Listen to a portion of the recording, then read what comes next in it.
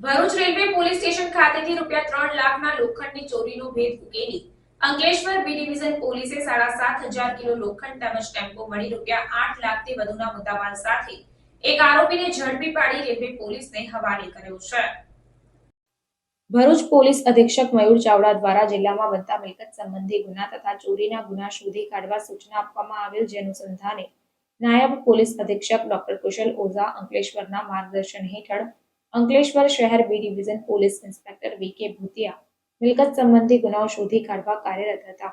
Police સ્ટેશનનો staff પેટ્રોલિંગમાં હાજર હતા। તે દરમિયાન બાતમી મળેલ કે ટાટા ટેમ્પોમાં આધાર પુરાવા વગરનું લોખંડ ભરીને અંકલેશ્વર નોબલ માર્કેટ તરફ જનાર છે, જે મળેલ બાતમીના આધારે આંબલા ખાડી બ્રિજ પાસેથી ભટારામ લોહાર હાલ રહેવાસી સાંઈવિલા સોસાયટી મીઠા ફેક્ટરીની પાછળ ગડખોલ અને મૂળ રહેવાસી રાજસ્થાનને ટેમ્પોમાં આધાર પુરાવા વગરનું ₹3,02,800નું 7,570 કિલો લોખંડ તથા ₹5 લાખનો ટેમ્પો તેમજ અન્ય વસ્તુઓ મળી કુલ કિંમત ₹8,07,800ના મુદ્દામાલ સાથે વધુ તપાસ અર્થે કબજે કરેલ અને પકડાયેલ ઇસમ વિરુદ્ધ કાયદેસરની કાર્યવાહી હાથ ધરવામાં આવી। ત્યારે મળી આવેલ લોખંડ બાબતે તપાસ કરતા ભરૂચ રેલવે પોલીસ સ્ટેશનની હદમાંથી લોખંડ ચોરી થયેલાનું જણાયું હોય, જેથી ભરૂચ રેલવે પોલીસને જાણ કરતા આગળની કાર્યવાહી હાથ ધરવામાં આવી છે।